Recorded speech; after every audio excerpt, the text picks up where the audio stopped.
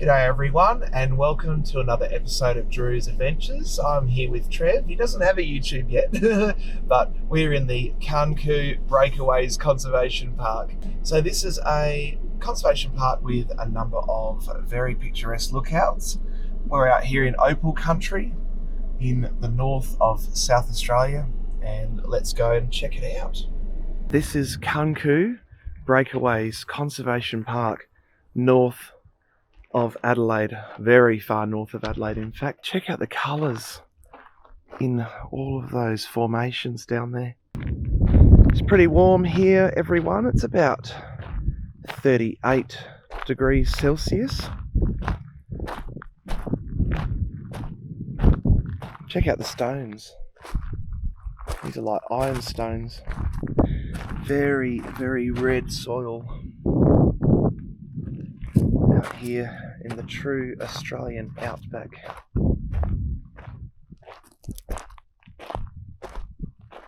And it's very, very quiet.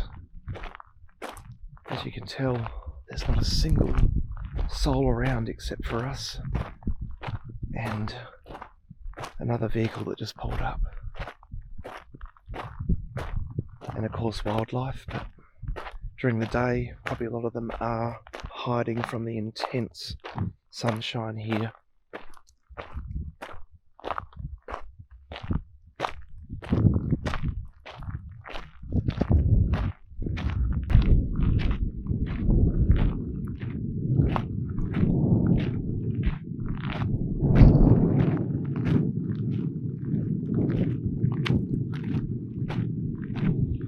And I think we're actually north of the Dingo fence here.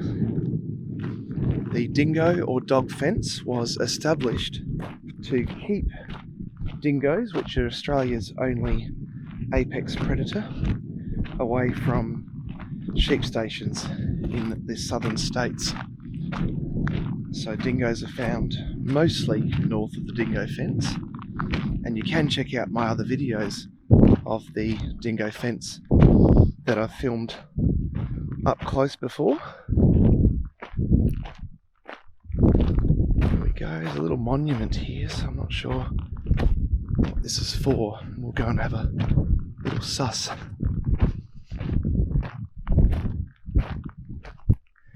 Breakaways Reserve, there we go.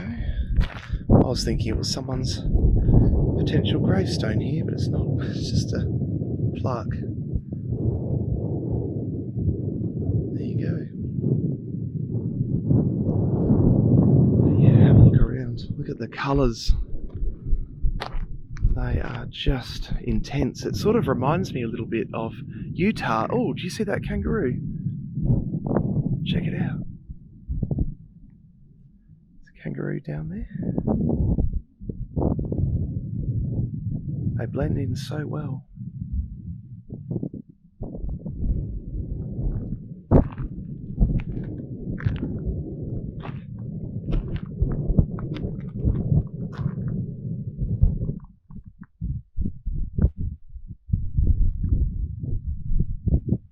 This used to be an ancient seabed right here. You can understand why. And it's also how the opal formed in these areas. Opal was formed by silica and other minerals going into the ground, into little grooves in the ground, and then forming the beautiful colours that we see today in opal, Australia's national gemstone.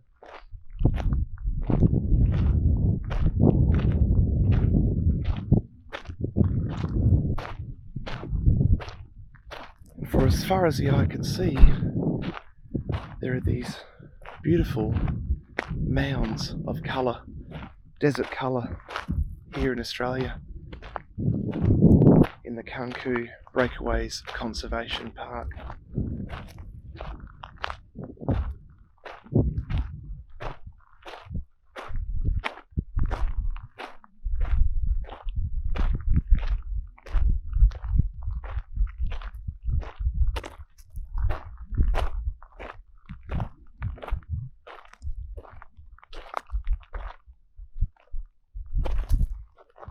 very dry, arid environment. And yes, there are lizards, there are snakes, as you'd expect in Australia. And of course, so many different plants that can actually live really, really well up here. Just show you some of this really quite pretty native grass.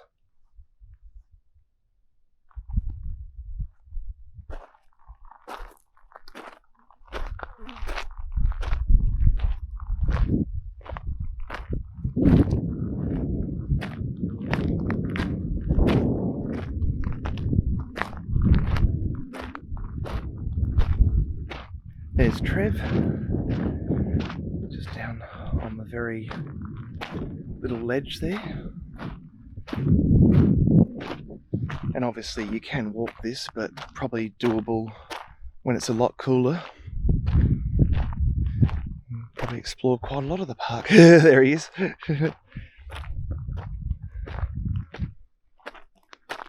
And just so colourful though.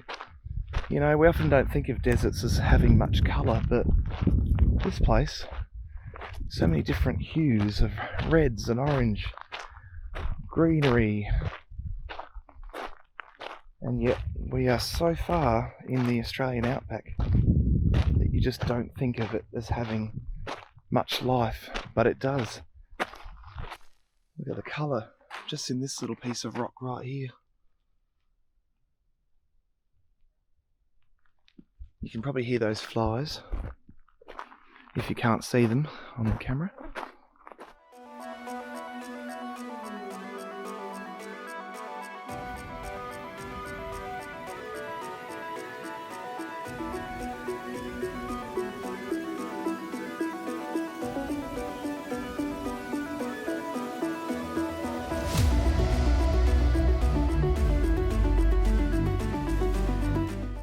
Here is the next lookout at the Kanku Breakaways Conservation Park, and I have my hairnet on.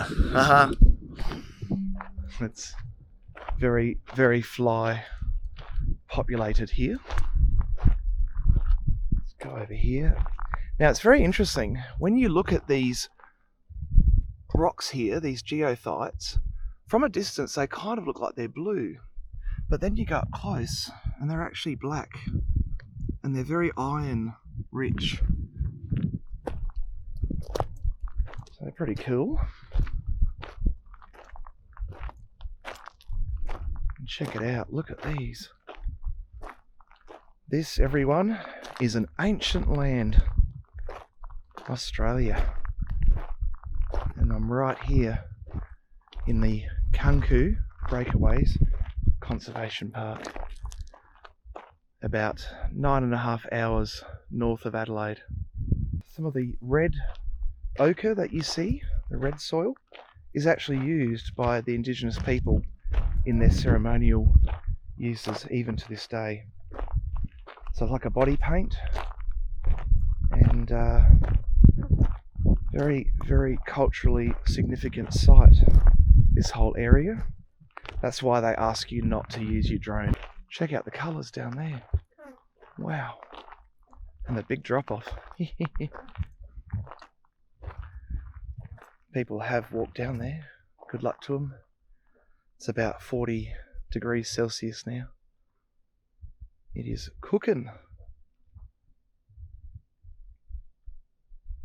But what a beautiful sight this is. Out there just goes on and on and on. Quite amazing.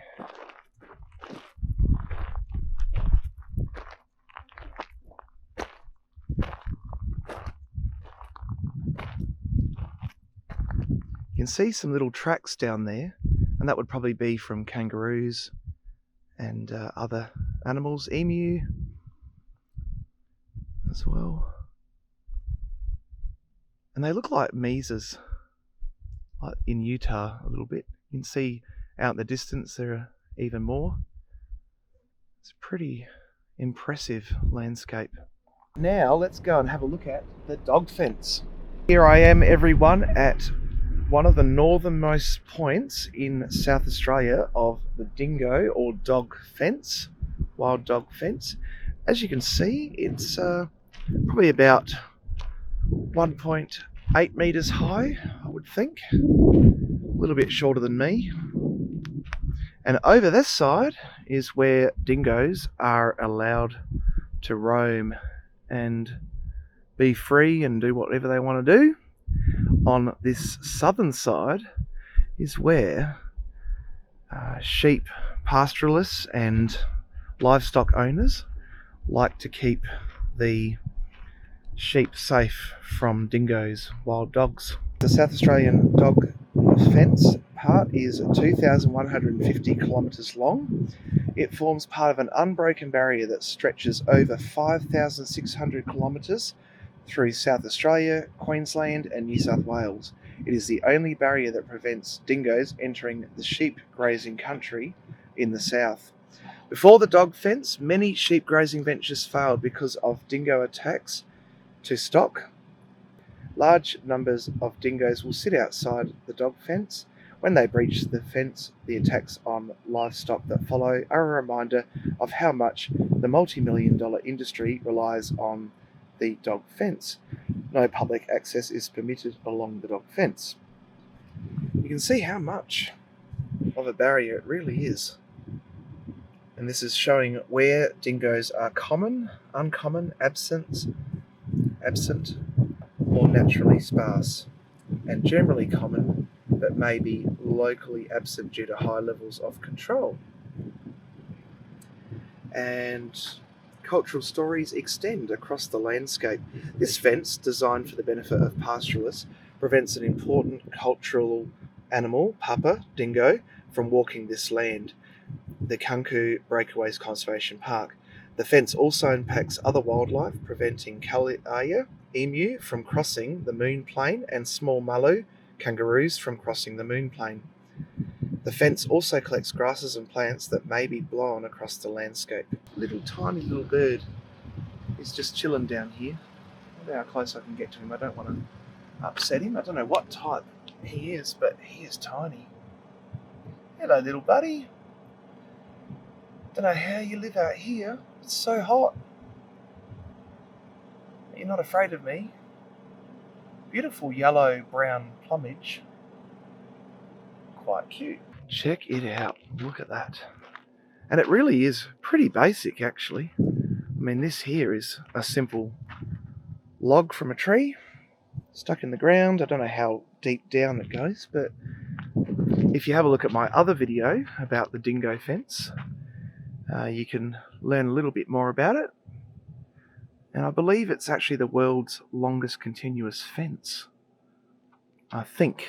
I might be wrong on that. Certainly one of the world's longest fences. But as you can see, all of this human intervention has led to all of these plants here on the bottom collecting along the fence. And I think that's why a lot of the indigenous people feel that it's not a great thing. But of course, pastoralists and livestock owners do, and are very grateful for the fact that this dingo fence protects their sheep. Have a look at this guy, he's just chilling on the fence, big moth.